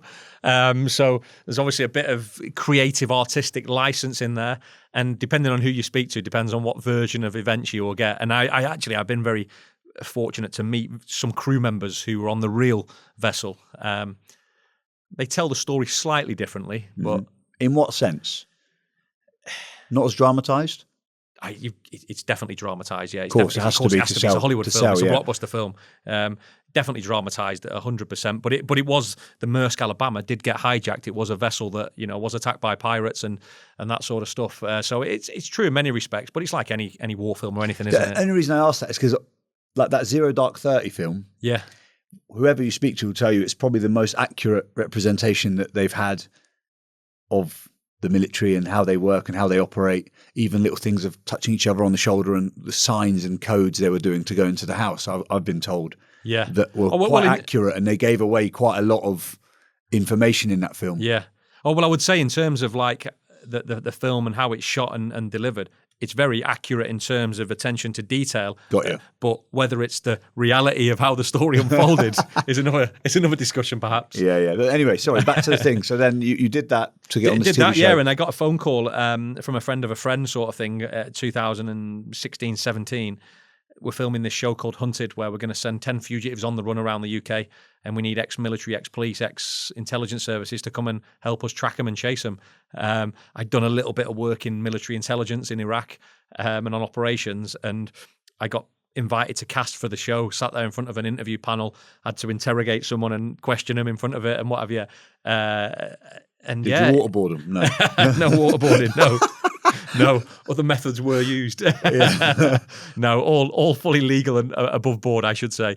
But yeah, got invited on the show, and it's been a great experience. If I'm honest, I don't really buy into celebrity culture and TV and all that. I think a lot of that stuff is what's wrong with the world today, to be honest. The world's full of quite a lot of uninspiring famous people, isn't it? So yeah. But what it does do, it gives you a little bit of profile to do some good in the world. So things like helps all this, doesn't it? Exactly. Getting sponsorship for an expedition when you've got a bit of a television profile or you've wrote a book or whatever, it all helps when you're trying to do some positive things. How much happens behind the scenes on that show to make it tick that people might not understand? It's one of the biggest productions on any TV series because there's so many moving parts. A lot of people think, I always get asked, is it real? Is that actually real? What's going on? Are you really chasing fugitives? From my perspective, 100%. Got you. From me as a hunter on the ground, I'm looking for you and I'm trying to catch you, and so are all the fellow hunters. Contrary to whatever you believe, that's the reality of it. And we're fed information and intelligence from headquarters, and they're people at the top of their game. Some of them are serving chief constables, detectives, intelligence operatives, MI5, MI6, whatever. Mm-hmm. These are serious professionals. To be honest, I'm more into the adventure. I'm more into getting in the helicopter, getting in a rib. That's what I love about the show. Whereas a lot of people on the show, because they're still serving detectives, their professional credibility is on the line. Yeah, of course. They take it very seriously. Yeah, you're a private individual, aren't you? Yeah, I'm sort of like a consultant. I want to have fun. I want to chase people across the hills and jump out of a helicopter.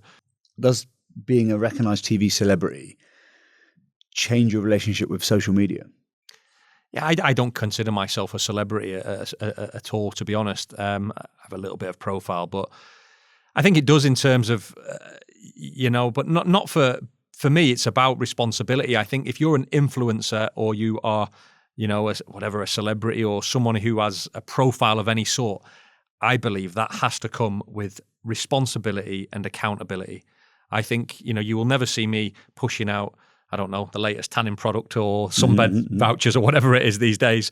I try to push out messages that are positive, that are clean, that inspire, hopefully, encourage, engage, motivate. I'm very conscious that because I do a lot with young people, that I need to be pushing out the right messages for the next generation. It's like a wild, wild west, isn't it? Oh, it is, yeah. Because people have got millions of followers. It's not regulated. Not regulated. More influence than mainstream politicians. No one's fact checking it. No. You can put out what you want. want. It's a dangerous place. It's a dangerous place, and it's concerning for young people because they believe everything they see online, and it's often, anyone's Instagram is a show reel of their best bits most of the time. You know, it's all the things they want to show you. It's not that the dirty hard stuff that nobody likes to see. You know, changing nappies or whatever it might be, and I cooking always a say dinner. you're like, when you're sat at home on the sofa looking at someone else's social media, you're comparing yourself to their top 5%. You're comparing your 95%. Yeah, but they've got a 95% as well Yeah, behind of the course they have. screen. Do you know what I mean? So it's largely an illusion what you're comparing Oh, it yourself is. to. And it's dangerous. It's dangerous for mental well-being because we live in a world where now everything has a filter. Nobody's allowed to feel good enough about themselves without changing their appearance or their skin tone, their contrast, or whatever it is. It's quite sad, and it's part of the mental health sort of, I guess, pandemic in the UK. You know, because there's a lot of suicides, there's a lot of mental health issues with young people bigger than they've ever been now, and I genuinely believe social media is a big part of that. I agree. The comparison piece, that's everyone comparing themselves to someone else on that platform. Definitely. You know, before in the old days, I fucking hate it like that. But in the old days, you compared yourself to your neighbor on your left and your neighbor on your right. Yeah. And maybe the kids at school, because there was none of it. But now you're comparing yourself here to someone on the other side of the planet. It's crazy. It doesn't even make sense. No. Even if you tried, you couldn't. You know, there's, especially with physiques, guys or girls, you know, there's different genetic makeups of different parts in the world. So we're now comparing ours with someone else's. You're never going to be like that. Yeah. You may never have those hips. You may never have that bum. You may never have that. Do you see what I mean? Yes. Whatever. And kids aren't, a lot of teenagers, they're not comfortable in their own skin anymore because of the way they're made to feel online. Bro, I remember, obviously we follow each other on social. I remember you recently, didn't you take a little break from social? Yeah, I took a year off. Was it a year? Yeah. Fuck. Yeah, I thought it was like 2 weeks. No, I took 12 months, completely closed all accounts and unplugged from everything. Yeah, World Mental Health Day, 10th of October 2022 to 2023. And what was the reason behind that? It was affecting my mental health. It was, you know, it was. I became addicted to external validation, I would say. You know, it was affecting my relationship at the time, my relationship with my daughter, my partner at the time, and I found myself worried and concerned about what complete strangers thought of me. I was spending more time trying to appease strangers than I was quality time with my own family, and there's something quite tragic about that, and I needed to do something about it. Yeah, it was horrible. And as well, I was under quite a lot of pressure from sponsors at the time. Like, you have to post this many times a day, and you have to put this on your story and this link. And it was like trying to run a business just for your social media account. And I only ever work these days with brands that share the same values. And actually, there was an outdoor brand. I won't mention the name, but there was an outdoor brand that I worked with a few years ago. That when I came off that social media platform for 1 year, that one of the marketing executives sent me an email saying, unfortunately, we can't work with you because the words they used, I always remember, was your social currency has no value where you're not online. And I thought, what a horrible thing to say, that you're basically saying as an outdoor brand that I'm worthless until I'm back on social media. And I thought, you know, as an outdoor brand, you'd think they want to promote mental well-being, mental health and all that. And then there's, on the contrary to that, the companies like Montaigne, who I've been working with for many years, they would ring me every week, check in on me, send me voice notes. How are you, mate? Do you want to go for a hike? Do you want to go for a walk? Do you need anything? You know, and they were like, wow. They're the brands that I want to work with. You know, that's a company that I really loyal to, because they, you know, and they don't pay me anything for that. They, you know, they often give me lots of kit when I need it for things, but very proud to be an ambassador for them because they checked in on me every week for a year without asking for anything in return. You know, and that's the opposite. And that goes, it's like companies that live by their values. It's like, I've noticed when I've been doing all my sponsors for this eco challenge, this triathlon thing, there are lots of companies who want to work with me because they want to be seen doing good for the environment. But actually, when you scratch beneath the surface, they're not doing that much for the environment, but they want to be seen to be doing. It's so important, isn't it? Well, this is like really important with your team and who you hire and who you got representing the brand, right? Because that person that checked in on you from Montaigne might be fuck all to do with Montaigne. That person just might be a decent person. Decent bloke, yeah. And the other person from the other brand, that marketing executive might just be a shithouse. Yeah. But the brand ethos might be loads better. Absolutely. They might not even know. They might not even know, yeah. The wording that was used or how insensitive it might have been to what you were going for. Yeah. It's true that actually. I never thought of it like that. I always thought of it as the brand as opposed to the person, but you're absolutely right. As someone that has businesses and brands, it's so difficult to align sometimes. You know, what I might be thinking sat on my sofa and what my bar staff might be treating you like when you come in to buy a drink in one of the nightclubs might be worlds apart. And if it's not reported to me, I never know. You never know, yeah. Yeah, it's true. Do you know what I mean? So actually, but actually you say that, and in business, you find a lot of things that go wrong are traced back, I always find, to recruitment and training. Yes. It's the 100%. Two key areas. 100%. Your team training is really, really important. You know, it's stuff that, some of that stuff, I mean, I started really young at the club when I was 24, but a lot of it I probably overlooked and didn't realize how important it was. No, same. When you're running a business. Yeah. Right. Did you recruit the right person in the first place? And if you did you train them to the standard you wanted them trained to? Then after even, are you checking in on them regularly? Yeah. Are you giving them refreshers rather than just one bit of training and go, off you go? Off you go. It's funny what you learn when you look crazy, back, isn't it? Yeah. So 12-month break off socials. You've come back on. Are you in a better place with that now? Are you in a better place with yourself? Yeah, I'm definitely in a better place until obviously my relationship went south last year. But getting there slowly. I think social media is a very slippery slope. I sometimes see myself getting sucked back into it.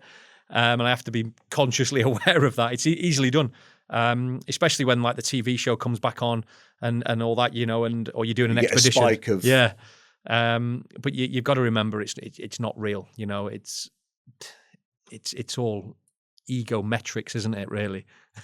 It's so funny, isn't it? Because I'm always in like a few different trains of thought, like it's not real, but it is real because that's how we're socializing. That's how we're talking. That's how we're chatting up men and female. That's how, you know, like it's such a funny dynamic. It is. It's so complex, isn't it? Because it's like, it is real in the sense that you actually need it. One of the things that I learned when I was off social media for a year is I couldn't fundraise. It was almost impossible to raise funds or to promote any charities or anything, you know, because everything is just done on social media these days. It just completely fries your brain because it's so overstimulating. Yeah.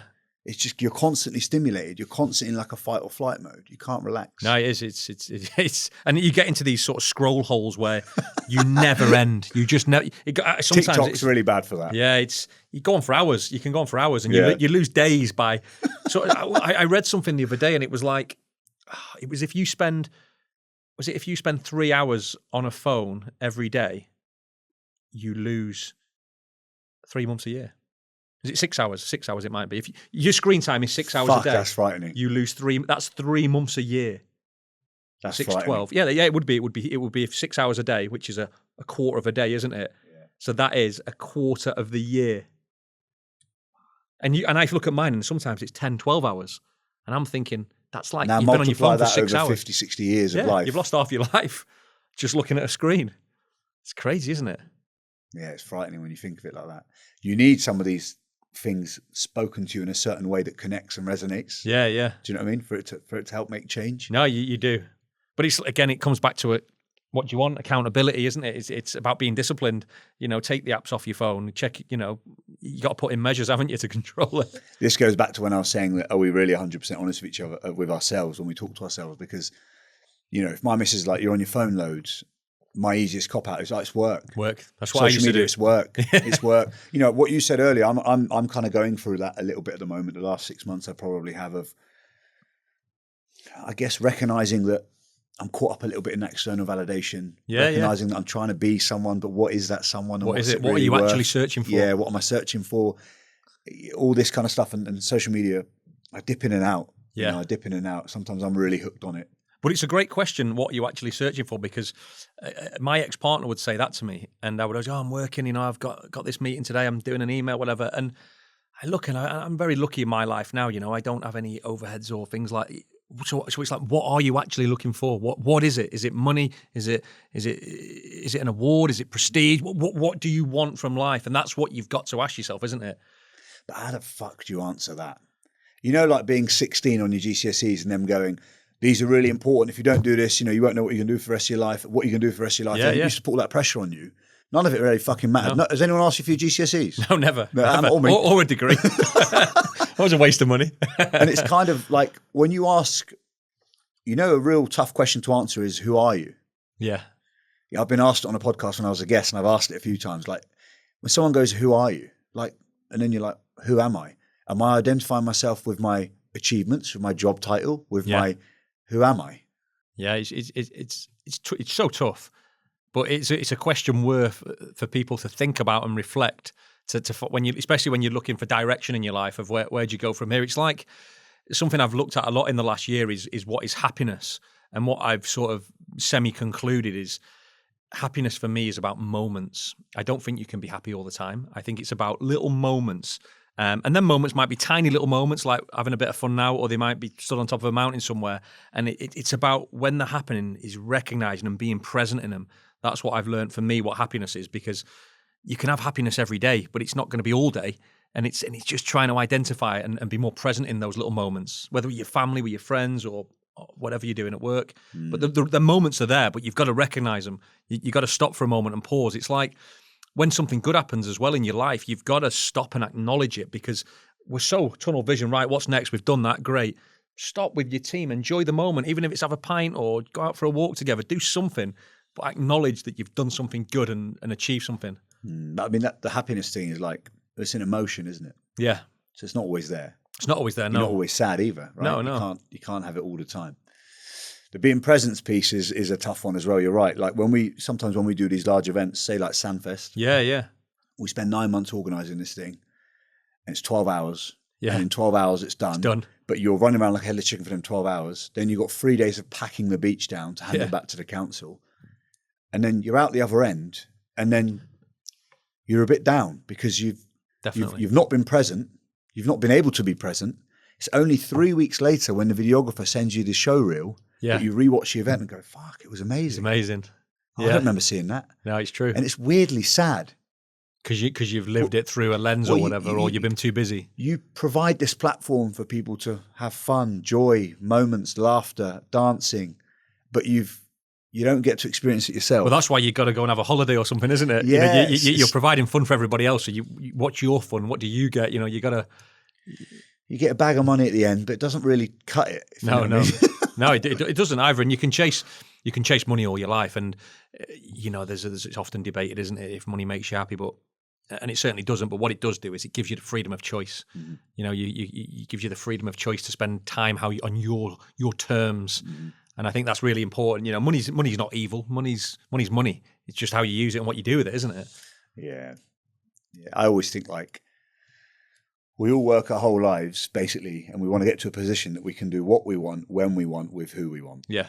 That's the jackpot, isn't it? That is the jackpot. But actually, if you took a second to stop, I think about myself. I generally speaking can do what I want, when I want, with who I want. Yeah. So what am I chasing? So what are you chasing? Yeah, like what am I waiting to get to 75 to retire for? Yeah. Technically, if I could live like that now. When you can live now like that. Well, we are living like that now. Yeah. Like we've booked this in. This is work. Yeah. A day. It's true. It's kind of like, I don't know. It's true though, isn't it? Yeah. What? Just to wrap up, mate. What's next for you?